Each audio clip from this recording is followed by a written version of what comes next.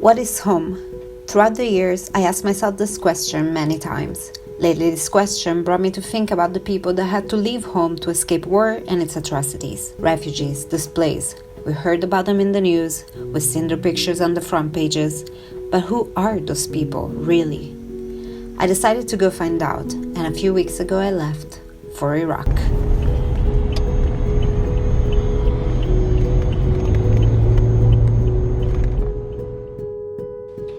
So last night I arrived here. I'm in Iraq, or better, in Erbil.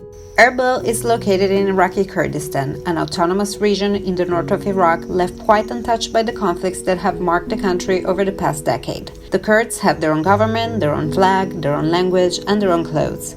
Erbil is the region's capital. But I will talk to you about Kurdistan in another video. I am here, it's not just for a trip, it's for a project with Terre Des Hommes Italia, which is an NGO I previously worked with, and in the next few weeks I'm going to document the projects they have here in Kurdistan, mainly projects in refugee camps and IDP camps. It will be 2 weeks, intense. I don't know what to expect.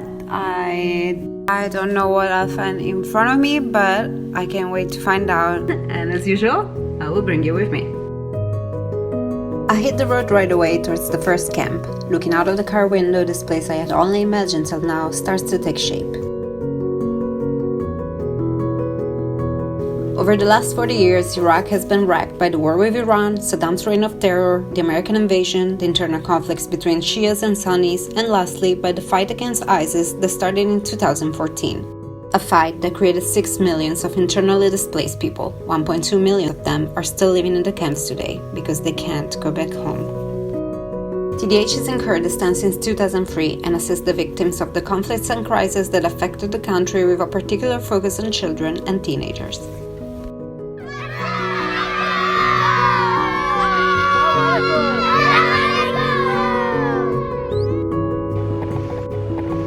Today is the first day in the camps. This camp is called Harsham, and it's one of the first camps they open in Erbil.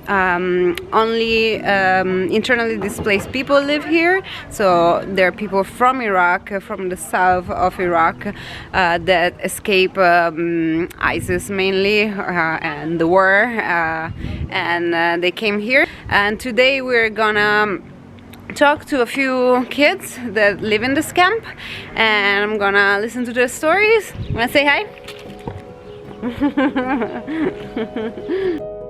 There are about 300 families living in Harsham. Almost half of the population of the camp is under 18. The first kids we visit are Ahmed and Ali, brothers. Both suffer of a rare form of muscular dystrophy that makes walking very painful. Why are you here?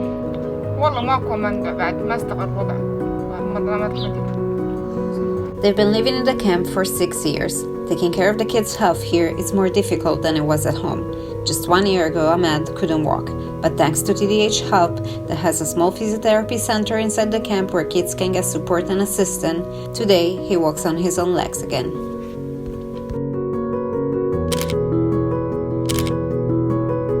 There are many kids with disabilities in the camps, and TDH takes care of each one of them. The next kid I visit is Khaled. It's me, I am Khaled. He's 12 years old, but his body is still the body of a small child. Khaled has a rare illness called brittle bone disease. His bones are so fragile that they break if touched. In fact, he can never move from this cushion. And how do you spend your days? Phone? What do you do on the phone? You watch movies? تتفرج أفلام؟ Yes. What's your favorite movie? شنو أفلامك المفضلة تحبها؟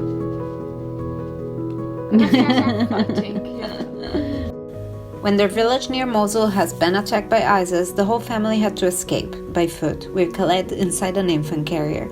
A dangerous trip for himself, but that luckily went smooth and saved his life. Because of his illness, Khaled can't go to school, but TDH bring the school to him, giving him non-formal education and psychosocial support.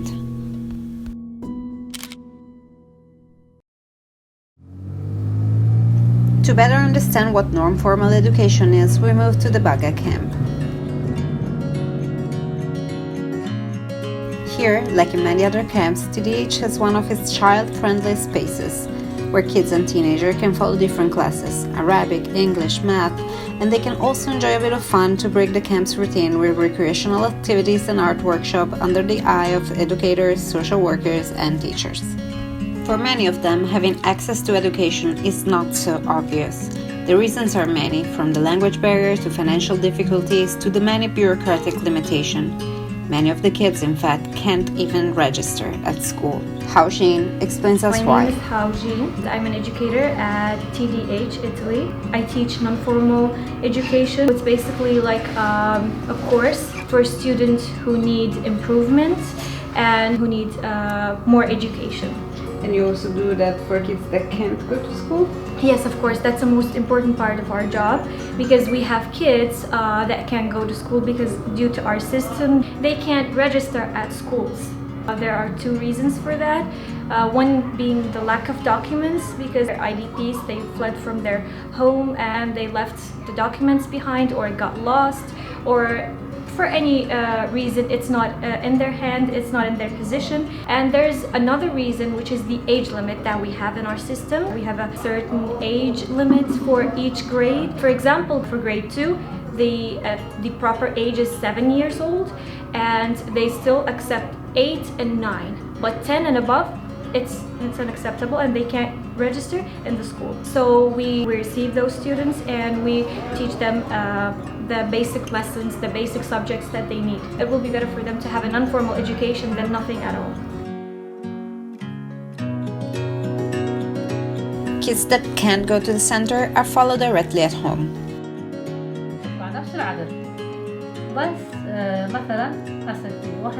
Having access to education is a human right, one of the most basic ones. But here, in the camps, more than 30% of the kids is still fighting to have this right. Education sets you free, we all know that. Having access to it represents the opportunity for a better future. A future that for the people who live in the camps is already too uncertain. A recurring question comes up among the train of thoughts filling my head over the last few days. Is there hope?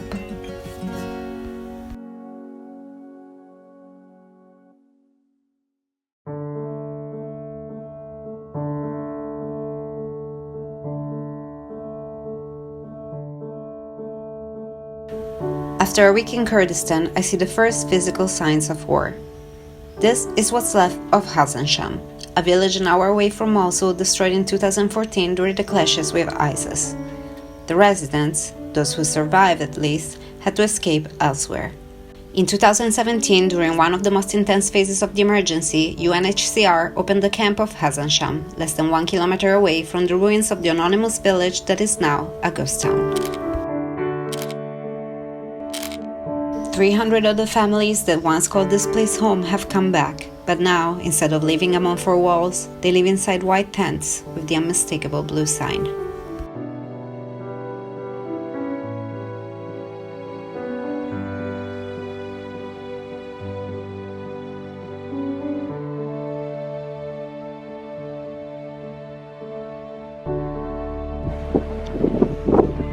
I'm in Hassan Sham, is another IDP camp. Hassan Sham is, as you can see, one of the few last camps in Kurdistan made with tents.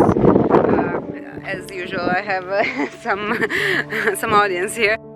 Hassan Sham is one of the last camps open in Kurdistan. That's why here the living conditions are still not that good. The tents don't protect from the extreme temperatures, freezing cold in the winter, excruciatingly hot in the summer. The dirt roads get flooded when it rains. In an area of the camp called U3, there has been no electricity for 55 days. But people do the best they can with what they have to lead a life as normal as possible.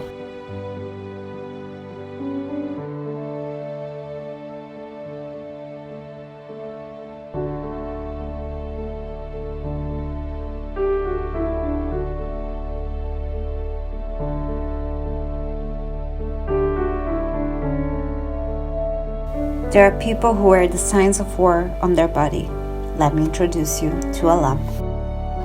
اليوم اللي صار الحادث احكي لنا عن اليوم اللي صار الحادث.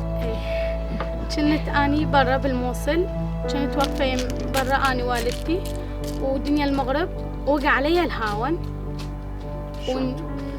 ونقصن امي فاتت جوا وظليت اني، بعدين وقع علي الهاون وانضربت وانقصر رجلي اثنيناتن راحن، بعدين نقلوني على المستشفى وتعالجت بالمستشفى. Alam can't go to school. Moving around the camp's dirt roads is very hard for her. TDH, besides supporting her with non-formal education, is trying to procure her prosthetic legs so that she can start walking again and go back to school.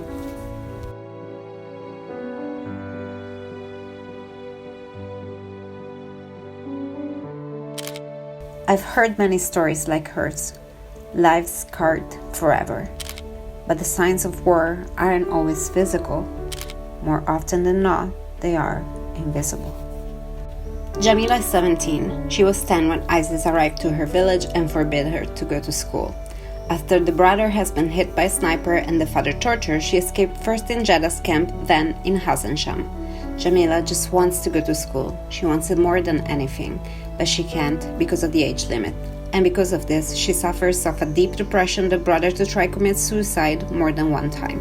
جسمي يعني ترجف ويعني راسي يوجعني وكل جسمي يصير حرارة وهم ترجف يعني كل شيء. شنو يعني شلون يكون افكارك؟ فكري موقف صار معك وقولي القصة ايش صار. ومفكر يعني اقول على الوقت لو يعني هسه اموت وما اريد يعني هاي العيشة وصعبة يعني قهر وما تخلص. Not knowing how to help her, her father got in touch with TDH that now follows Jamila with the psychological support she needs, making her feel seen, listened to, understood, making her feel less alone. The psychological support is one of the most important jobs TDH does in the camp, because so many of the teenagers suffer of the invisible pain that were left inside of them. قبل كنت أفكر بالانتحار صحيح وانتحرت 18 مرة. أنا آخر مرة صبيت غاز وبعدها شربت وبعدها علقت نفسي، قاموا يرجعوني من منظمة TDH.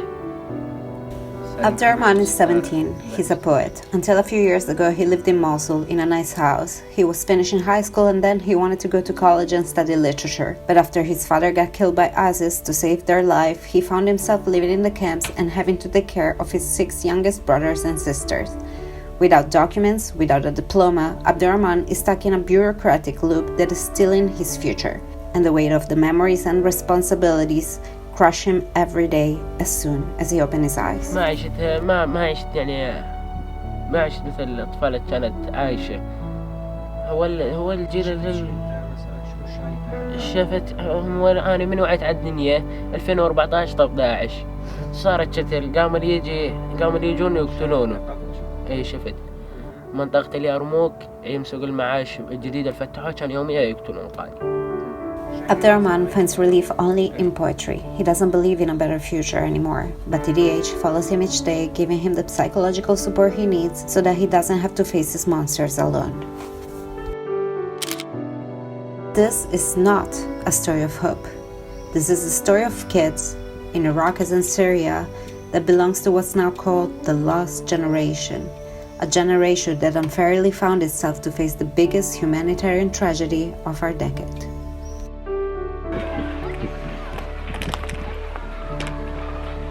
Okay, let's have a little chat. Where do I start from? E gli adolescenti sono quelli che mi hanno colpito di più, perché gli adolescenti sono quelli che si ricordano com'era la vita prima, mentre i bambini comunque sono piccoli, non si ricordano cos'era casa, non si ricordano da dove arrivano, mentre un adolescente l'ha vissuta in maniera molto più consapevole la guerra o i conflitti da cui è scappato, quindi è molto più difficile to cope, fare conti con questa nuova realtà, vivere in un campo quando prima vivevi in una casa magari anche bella e andavi a scuola e avevi i tuoi amici, e adesso si ritrovano a vivere in condizioni comunque non buone e avendo il ricordo di quello che è stato la vita prima, è devastante questa cosa. Infatti tanti dei ragazzi con cui ho parlato pensano che non ci sia speranza, che è una cosa che mi uccide, però ha fatto pensare anche me, perché per quanto io possa cercare di vedere sempre la speranza, non sempre c'è, e forse qui la speranza è che c'è qualcuno dalla loro parte, in questo caso TDH, che c'è per loro, che li ascolta, che non sono soli, gli fa capire che non sono soli, perché quella è la cosa più brutta, quando ti senti solo e abbandonato a questa situazione. Quindi tanti di questi ragazzi con cui ho parlato in queste settimane, è durissimo ascoltarli e non avere niente da potergli dare. E non lo so se c'è un lieto fine a questa storia, forse un lieto fine non c'è, non lo so, è tutto molto... Let's put it this way, it's complicated. Iraq is not in the news anymore lately, but the situation remains the same as it's always been. Without mediatic attention, the funds to help the people still forced to be in the camps are lacking, and the government starts talking about closures. The only real hope for these people, for these children, for these young adults, is the work that TDH does, a work that can keep existing only if the world won't forget about them.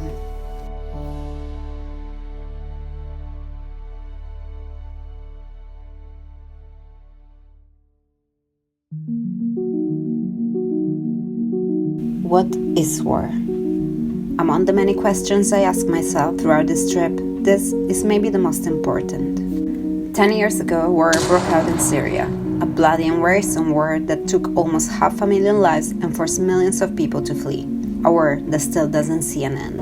It's estimated that today the Syrian refugees in the world are 6.5 million, almost half of them are children. 243,000 of these people found asylum in Iraq. Many of them live in the camps of Kurdistan, and TDH has been helping them since 2011.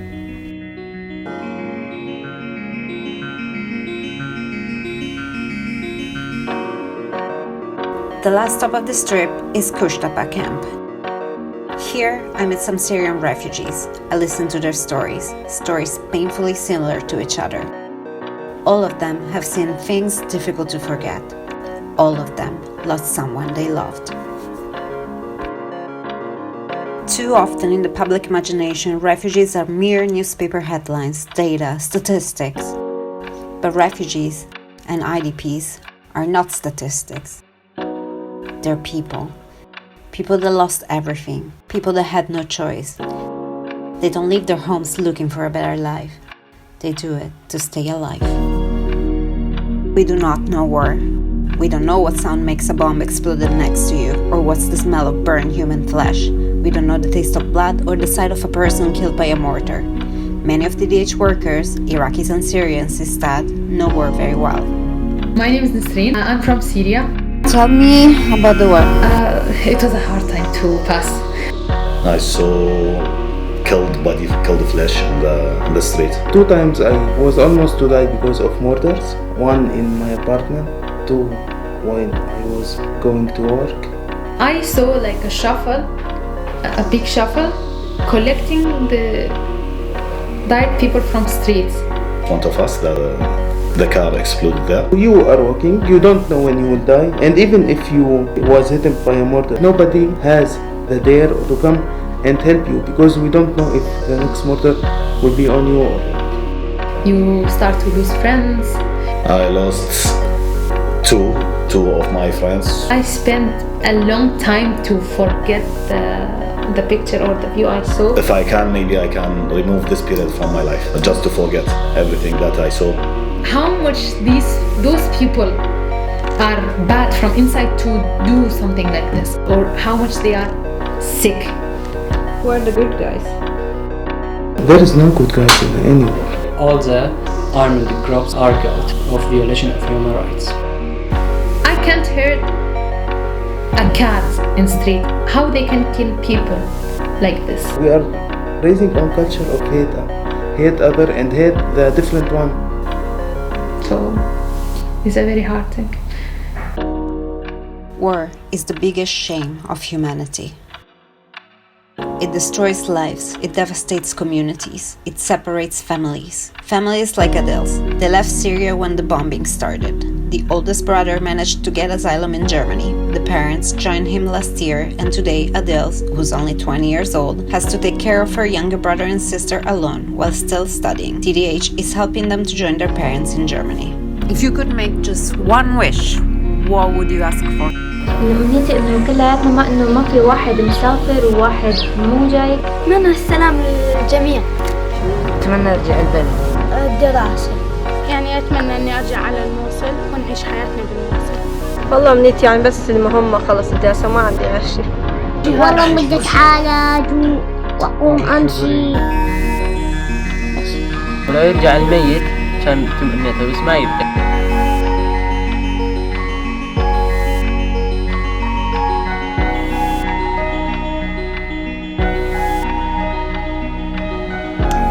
Now we got to the end of this journey.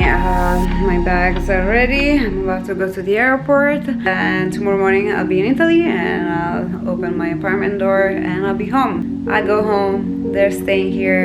I don't know for how much longer they will stay there in those camps, but I hope not forever.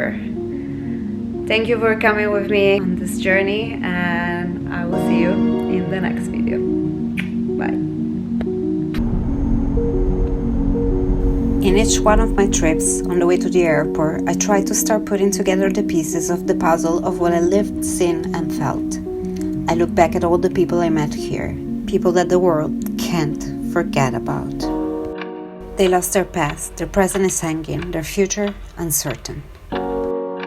Lives in a limbo, souls hanging to the thread of fate.